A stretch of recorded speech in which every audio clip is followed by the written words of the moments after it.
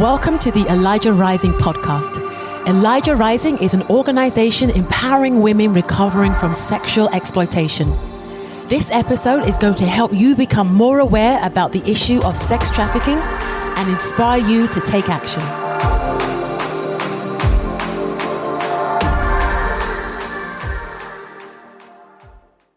Hello and welcome back to the Elijah Rising podcast. My name is Micah Gamboa, and today I have a very exciting guest for you. I'm joined by Ellen, the Executive Director of Passages Treatment Center for Women. I'm really excited to dive into our content today, Ellen. It's an honor to have you here. Thank you. Well, thank you for having me. It's a pleasure to talk about recovery. Yeah, there's so many who are in our community who are faced with the issues that come with women in addiction. Correct. And so today is going to be really educational, I think informative, and probably open a door to a world that many haven't experienced yet. Exactly. So can you tell us, you hold so many credentials and accolades, not to mention the decades of experience that you carry. Would you mind telling us and our listeners a little bit about yourself today? Sure. I've worked in addiction for over 40 years. I've had the honor of working with women during the whole time, which has been amazing. I've had an opportunity to look at changes, and I've had an opportunity to look at dealing with working with the women in terms of we're a pretty intricate part of who we are. I mean, and there's, I look at recovery, and when I worked with the women, as a tapestry, and you roll that out, and there's bright colors and there's some dark colors in there. Yeah. And there's some knots. And so at Passages, we worked at looking at that and honoring who they were and empowering them to make some differences. Maybe untangle the knots, maybe put more vibrant colors in there, maybe offer hope, and a sense of belonging to a particular, if you will, a particular group that focuses on living well. That's such a beautiful way to put it. Yeah. What an honoring picture. I love that. I might steal that from you, Ellen. That's perfect. Perfect. You're being so humble. She's being incredibly humble as well, because you are a licensed chemical dependency counselor. Right. You're a certified employee assistance professional, a substance abuse counselor, and so many other credentials that you hold in this field I probably couldn't even list. But you've worked for over 40 years with women, and specifically in addiction. Right. Wow, what a legacy. What an incredible honor. Well, thank you so much. Yeah. You know, when I started out, or when we as peers started out in the field, it was chemical dependency was really kind of geared towards alcohol. And then over the years, it's alcohol and it's drugs. And then from that, we're looking at the mental health piece that's right. That is wound around all of that. So it's been a journey for myself to learn what is going on and what the women need, and it's been a transition for me to kind of let go of biases and things like that, and just really look at the person from the inside out, what they might be feeling, what they might be experiencing, and just in fact, our name is Passages, and if you look at that, Passages is a door. I mean, it's a step into the unknown, and it's not easy, but it's a step for change. I love that. That's so true. That journey of recovery or healing, coming out of your trauma, coming into the unknown, it's very difficult. And I think people, who maybe don't work in the social services sector may not realize what a challenge it is for individuals who are caught up, whether it's addiction, whether it's trafficking, homelessness, to make that leap from the world that they know into the world that they don't know. Right. It's a challenge. Well, and, when women come in, we have to build trust. Until they trust, they have to trust us. But they also have to trust themselves. Yeah, that's so good. And allow themselves to feel the hope. Yeah. One of the things that we leave out a lot when we're talking is that, the women that we worked with, we focused on the women, but we also focused on the families too. I mean, there was, it's somebody's mother or somebody's wife or grandmother, aunt, or a teacher or, a doctor. Yeah. And we worked with them too. We brought them into the circle when it was time. And it was a lot of education for most to just understand what addiction is and what recovery can look like. Sure, absolutely. It's a different world. Yeah. I believe it's a disease. It's been proven that it's a disease. And with that disease comes, the shame and the guilt and all that. That's just part of the disease. The social stigma and all of that. Yeah. So can you tell us a little bit about Passages? What do you guys do? How do you work? What's your framework? Passages is a residential treatment program. It was located in Spring Branch. And we our referrals came from all over the country at some point. And again, things change. Managed care comes in, insurance. A lot of changes just on that side of the piece. But generally the women came in and they were usually coming from detox or jail or a suicide attempt or, or a loved one saying, I can't do this. Or them saying, I really can't do this. Dying feels much better, than doing this. Yeah. So we look at each one of them individually and they come into Passages. It was a 90-day program. And from that there was counseling, a lot of peer support. They were lucky. Some of them were lucky enough to have psychiatrists or other mental health people to help them along the way. And of course, the foundation of our program has always been, it's God's plan. That's what I always say. And the 12-step focus was our foundation, and that was also led by what people may assume is a higher power. Yeah. So that's pretty much what we did. The women learned some job skills, how to interview. They really learned how to look someone in the face and not feel like they should turn away. And they learned not to run, to look at it first, look at the big picture, not just that knee-jerk reaction to get away. Yeah. I love that. And they learned to kind of look at people in their lives that may not be so healthy, or, their tendencies in relationships, to look at the same pattern over and over again. And where does that come from? The biggest part for all of us is the trauma piece. Yeah. And, you as Elijah Rising representative or whatever, and me, we have to look at the trauma, because that really is also the soul wound that we look at first. We just see it. Yeah. Yeah. It sounds like your program was very holistic, very individualized care, which is so similar to how we operate.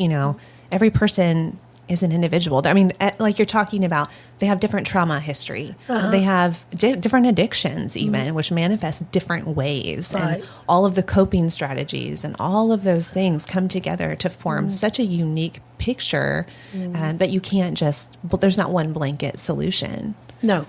No, there's not. Excuse me. That's okay. And many of the women, come with the idea that it's not going to work. It hasn't worked before. Right. Or some came that have never tried it before. And it doesn't mean that, they didn't hit speed bumps and, they would complete the program. And it doesn't necessarily mean that they're cured or, we have a victory. Yeah. We have a change. And that's, one of the questions that I've never liked to answer in my whole 40 years is, what's your success rate? Oh, yeah. Yes, that's a very hard question to answer, and it's posed in a very unique way. It makes it challenging. Yeah. But funders and all that want to know. And I have to, really kind of try to lean it towards how much change have we seen at Passages over the years.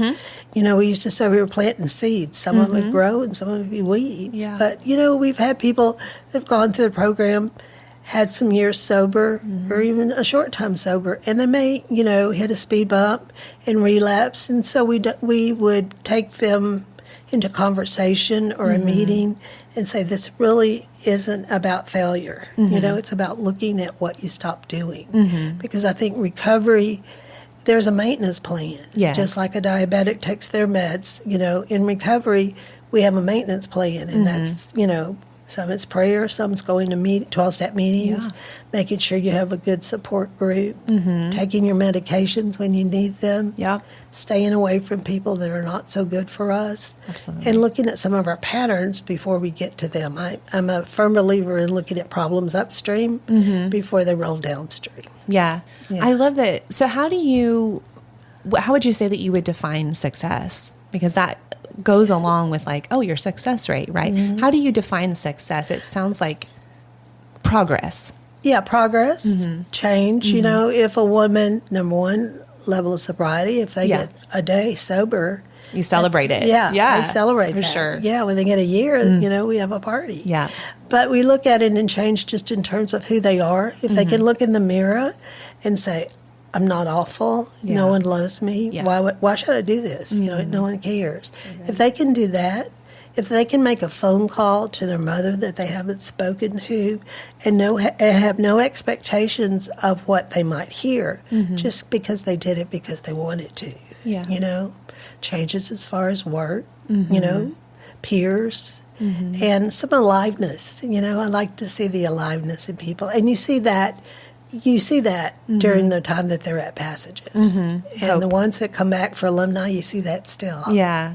That's beautiful. And you guys have served so many women, over 2,000. Yes. And so you're still receiving, I'm sure, calls and letters and testimonies really of the work that you guys have done. Right. And, you know, it's humbling to us to hear from alumni, you know, and whether they need us or whether they're telling us that they finished their master's program, you know. What amazing. It's just, you know, it's like that's the shot in the arm for us. Yeah. You know, it's like, that's why we're here. That's why we do that.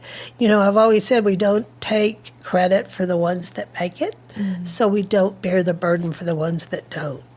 Words of wisdom. Yeah, that's words of wisdom. You know, something that when we were reevaluating our program, we initially said, we want them to, you know, get their GEDs or go back to school and have this, that, and the other. Like 10 things, right? Yeah. Amazing life success.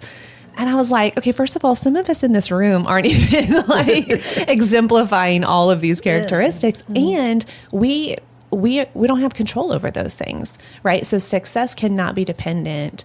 Those things cannot be the measure of success for us because we will continually be a failure. Right. And so we have to let them walk their own journey.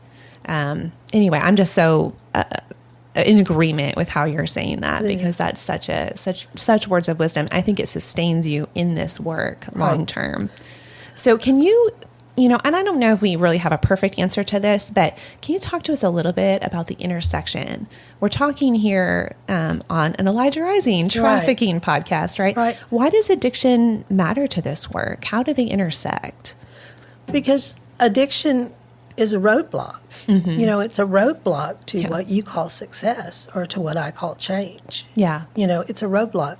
And so unless we deal with our addiction, which really holds the shame and the guilt and the insecurities and not an opportunity to empower ourselves or others, that's what addiction holds hostage. And that's what it does. It holds us hostage. And until we learn to respect the addiction and maintain it, deal with it, I think that we're always going to be there. And part of that is looking at the trauma pieces, looking at the soul wounds, you know, looking at the things that we've never spoke out loud. Yeah. And as far as Elijah Rising and Passages, it was a good meeting of the minds, if you will, because that's exactly what you do. Yeah. You know, along with taking the women out of the difficult situations, you look at addiction, and that's important. And, you know, the work you do is wonderful, but if you don't bring the addiction care, if you will, into that, then what you're doing is just what you're doing. You're not preparing them for later. Yeah, I would agree with that. And we know, just statistically speaking, the vast majority of women who are in a trafficking situation are also facing issues with addiction. Yes. And we see, you know, it's hard to say, like, what comes first, the chicken or the egg? Does addiction comes first and then, you know, traffickers exploit that? That happens. Or maybe they're trafficked first and then their pimp utilizes the weapon of addiction and forces them into addiction in order to keep them subjugated, essentially, or in, you know, some measure of control. But either way, it doesn't really matter. All of that history doesn't matter. We just have to look at, okay, where are we right now? And what does she really need in order to overcome and move into a healthy, independent life? So my last question before the break are, you know, if you think about some of the challenges that you face in this work. Would you be willing to share with our listeners? Maybe there's some people out there who are thinking about entering this sector. Just give a real picture of maybe some of the challenges. Challenges in addiction recovery, in this kind of work as you're walking with individuals, maybe? From our point of view, from Passage's point of view, I think that some of the roadblocks or some of the stressors would just be about how much you give of yourself to that person. Even though we have therapists on our own and we have people, peers that say, hey, it should end. You can't help but bring it with you. You kind of wear it as a heavy coat, And I think that it's important that people enter the field really look at themselves too. Yes. The best counselors and therapists, even the recovery coaches early on that have therapists or someone that they talk to are, can make it a lot longer than those that just jump in because I'm sober and I want to help people, First, you got to help yourself. And you have to, like I talked earlier, is that you have to honor the successes, if you want to use that word, but you also have to respect that sometimes that won't happen, Yeah. And we've lost alumni. We've lost alumni to suicide or to being in their addiction, going back into their addiction. Yeah. So it's really, really hard. It is hard. Yeah. I think that's such a good advice. It's like the oxygen mask analogy, but you are faced in this work, and I imagine it's so similar in addiction because you're unpacking trauma, you're walking with them through one of the hardest parts of their lives, to not carry it, to not let it weigh on you, to not pick it up as an emotional, baggage or what have you. So I love that analogy. I think that's words of wisdom. And Passages was fortunate to have, a variety of staff. So we had staff that were in recovery. We had staff that grew up in the chaos of an alcoholic family. Yeah.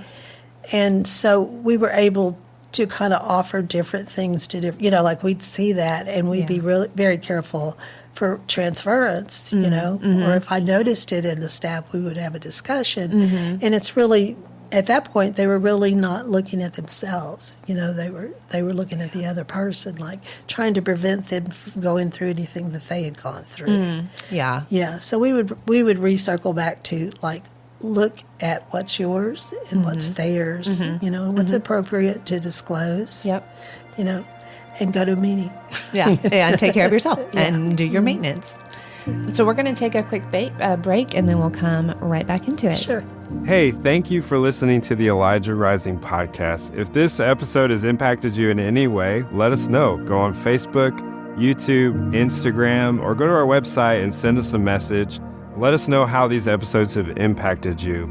And we provide this podcast and our services of doing outreach into the community and bringing awareness to human trafficking and 24/7 housing. We provide all of this free of charge.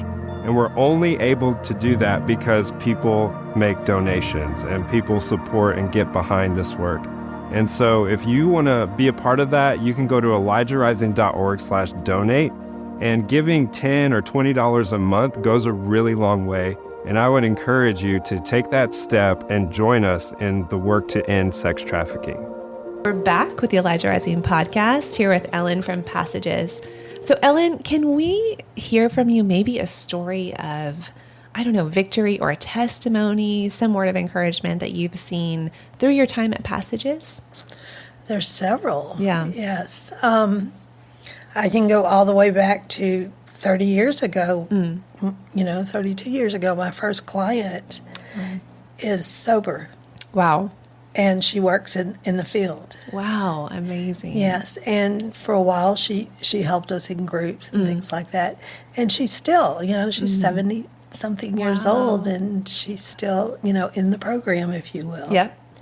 And then, at one point in our little journey, we had several girls, 18 to 24, for a period of time. That was kind of part of our population.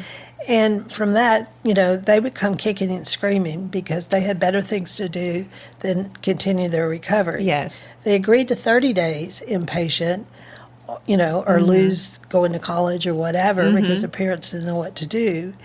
And part of the counsel to the parents is they need extended care. Yeah. They don't need to go back home, be with their friends. Yep. They need extended care. So unfortunately, it would be in Houston where when they came in July, they thought they had come to hell, because it was so hot. Recognize that. But, several of them ended up staying, and they would say besides, learning what recovery is and learning to speak about their soul wounds and feel empowered, they also learned a bit of structure, just the simple things of having chores or making your beds. I've taught girls how to make their beds because they've never had to. And then I have them come back years later saying, I still make my bed. And I said, well, I'm really glad I've done something for you. But they're in recovery. And we've had girls that stayed in Houston, and one particularly who finished her degree and had a child, got married, and actually is a nurse now. Wow. So those are not victories, because I like to look at changes. But there are changes from where they first came kicking and screaming to where they are today. That's amazing. Yeah. I know you have so many stories that you probably can't even remember them all, I think any of those stages, like you said, stages of like the change that you see, 2 weeks sober, 2 years sober, those are victories, those are triumphs. Sober. 30 years. Yeah. It's like, and you were talking about making the bed. And I love that because I think for those, again, who maybe aren't in this work or aren't in this work firsthand, it's hard to describe the totality of the work that this entails, like the work that we do on a day-to-day basis. Because,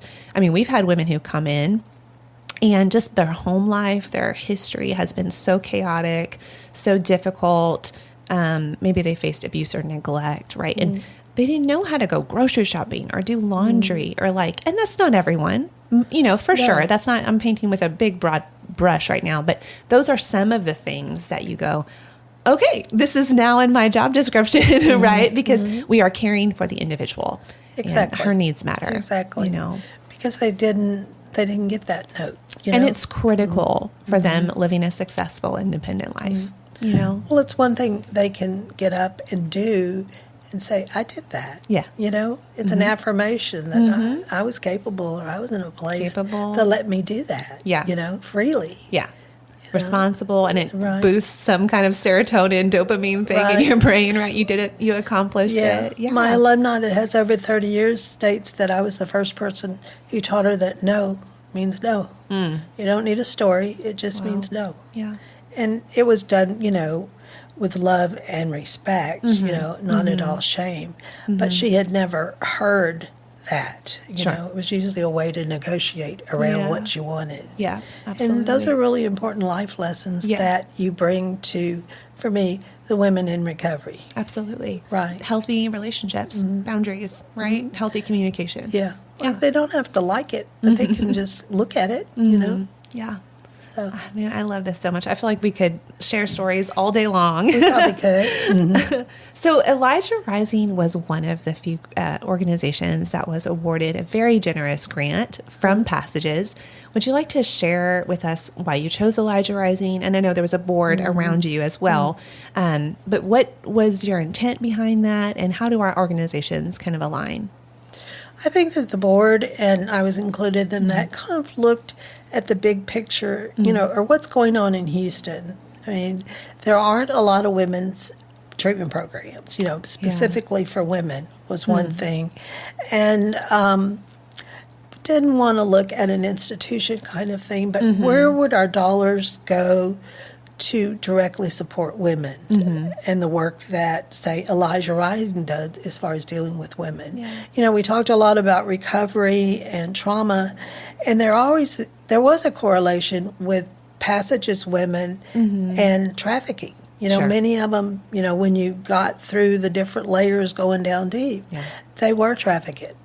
Whether it was not a family member, but some of them were family members. Yeah. And they just kind of got into that cycle and couldn't get out. And substances, alcohol, drugs, was an easy way to dull that pain. 100%. Yeah. And you know that for a fact. Yeah. Even with the mental health piece, when you were talking about the chicken and the egg, we don't know what came first, because most addicts and alcoholics were numbing their mental health issues with drugs and alcohol. Yeah.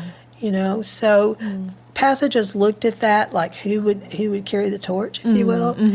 And we didn't have tons of money, but we wanted it to correlate with the mission of Passages, and that was, providing a therapeutic environment for women in recovery. Yeah. Which is exactly what y'all do. Yeah. So, and the choices did not come easy. It wasn't like, 2 and we're done. I mean, we got several asks, and we visited, and we came to you, quite frankly, and we really left feeling like we knew this place. We were a part of this place. There's still that level of privacy, which we didn't, didn't cross over, but we knew it felt like you were doing the work that you said you were doing, Thank you. Yeah, we met with Courtney again. Yeah. And there was paperwork and budgets and all that. I mean, it was a process. Absolutely. But in the end, y'all floated to the top. Thank you. Yeah. Well, we are so grateful. And just for our listeners, and you already know this, but the gift that you guys granted us is going to enable us to actually increase our case management, our addiction recovery services, and build out some more spaces to enable that to happen. As you know, sometimes those come few and far between. Yes. We work I feel like in nonprofit, you just work with what you got, right? So we're really, really honored to be able to what we hope to be able to do is carry the legacy forward of what Passages has entrusted to us and really deposited in this community, the Houston area, for 32 years. It's really incredible. So we're so grateful for you guys. Yeah. So Ellen, can you tell us a little bit more, anything else that you think around the addiction recovery space that we haven't touched on that's important maybe for our listeners to know or understand?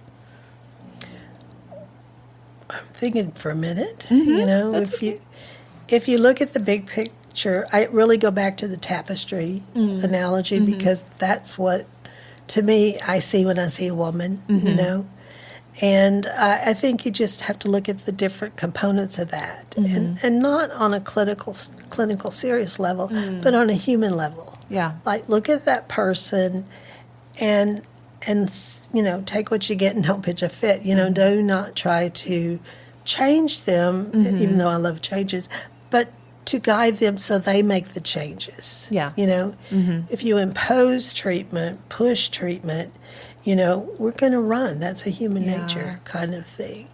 But when you allow it, when you allow people to understand it and begin to trust it and feel like they're kind of worthy of it, then there's a lot more changes that happen from that. Yeah.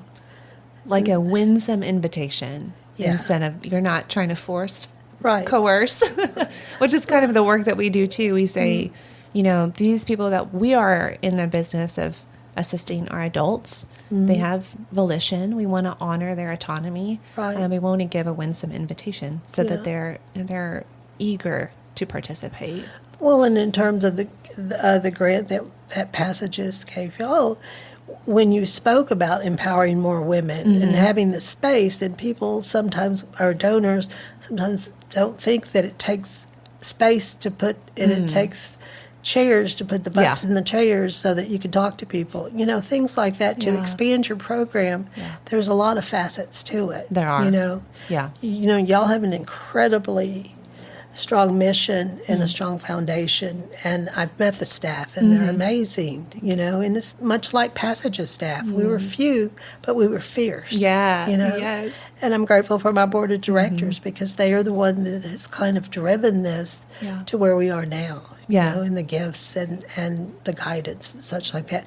I could not have done what I've done for so many years without the board of directors. Absolutely. Yeah, and I was blessed to have an incredibly, 10 incredibly women, one man, and they were always there. I always said it's like you come, but you can't leave, because, and so for such a small board, we did well. Because everyone on the board shared that passion about that. They believed in the mission, and that's what's so important is to, if you believe in the mission, then you can believe it can be done. Absolutely. Yeah, you need people like that in your corner. It takes a really strong team. Yeah, just like Elijah Rising, we believed in your mission, and we know you'll get it done. What an honor. It's an honor to carry on your legacy and really learn. I feel like we have so much to learn really from you and from the others who have paved the ways. You touched on this earlier, but and I kind of want to go back to it. I don't remember exactly how you said it, but you learned so much through this journey, right? When you first started, it was only about alcohol, and then it became about drugs and alcohol, and then mental health and the brain, I'm sure. So we are in that, we were kind of going down the same road. We're just entering it a little further downstream. Right. And we're still learning so much about trauma and the brain and the body and the soul, like you're talking about all those woundings and how they interact and kind of meld together to create this unique individual situation with this person, you know? So what an honor to be able to carry on that learning legacy. You know, we still have to learn, and we always have to grow and adapt. Right. Anything else that we haven't talked about that I haven't touched on that you'd like our listeners to know? I'm sure when we sign off, I'll say, Oh, we darn. should have said this or that. You know, I guess in closing, I'm really grateful for my experience at Passages, you know, and I hold all the women close to my heart. Yeah. And I will continue to work with women. You know, I don't feel like I'm done yet. And I'm really, you know, I'm really esteemed to know that Elijah Rising is going to move forward. And when you talked about you're a little bit, this is my word, a little late in the game, but it's important. It's like now people are opening their eyes and realizing that that really does happen. Yeah. You know? Yeah. And it really could happen to anybody. Yeah. You know, like no one asked for it. Exactly. It happens, Yeah. You know? So with that, you know, it's a good legacy. It's a good legacy to know that that will continue. And the only other thing I'd want to say is that it's really important to take care of yourself. Good words of wisdom. Because you want to be able to last. Yeah. We want to last in this work. Yeah. We the do. rest will follow, but take care of yourself first. Yes. Yeah. That's such good advice. So many of us young ones can learn from that. You know, I feel like I just got a hard lesson over the last year. Like, okay, if I'm looking at the long game now, right? We want to be able to last and to be able to raise up people behind us who will continue the work. Well, and that's what, you know, in recovery, people have, you know, their goals and their objectives. And like you talked about 10 things before. And, you know, I've learned over the years, it's just to allow the women to kind of lean into their recovery, you know, lean into the anger, lean into the trauma and the soul wounds, you know, and we look at them and we honor them and we take the strength that we had to get through them and we leave the rest behind, you know. Yeah. And sometimes that's forgiving people that we'll never see or never want to see, but it's forgiving them, you know, so that we can move forward, because that really traps us a lot of times. Yeah, and it traps us as staff. Yeah. It traps us as helpers. Yeah. All of those things. We can really be held hostage by our anger, anger of others. Yeah, absolutely. It's critical to, you know, one of our coworkers would always say, like, it's unfair, it's unjust for us to ask those that we're helping to face their hardest trauma to go through that process if we're unwilling to do it ourselves. Right. Which is such wisdom. It's so true, because we can only offer what we've overcome, right? We've gained authority in. And so we are all on this journey of healing, staff and clients alike. We are not, there's not us versus them. One's not higher than another. We have to see ourselves as both. We are on a different path maybe, but we are both facing our historical trauma. You know, we have to be willing to go down that healing path. So, well, I think that's true. I think that, you know, our women's issues do not have to be ours. Our issues do not have to be theirs. Yes. You know? Yeah. And we've talked about guiding them. And so we have to guide ourselves too, or have people that we trust to help us guide us. I mean, nobody does it alone. That's right. Recovery's not alone if you think about it. Yeah. You know? It's a community. Yeah. Yeah. And it's a disease. And so you have to maintain that. And you lean into it and respect it. You know? Yeah. You have to That's really respect good. it. That's really good. There's so much deeper we could go in the recovery, the story of recovery, the journey. I hope that we can continue this conversation maybe another time. But Ellen, it was such an honor to have you. We just respect you so much for the work that you've done and what you'll continue to do, and hope that we can continue to learn from you. Thank you so much. You're welcome.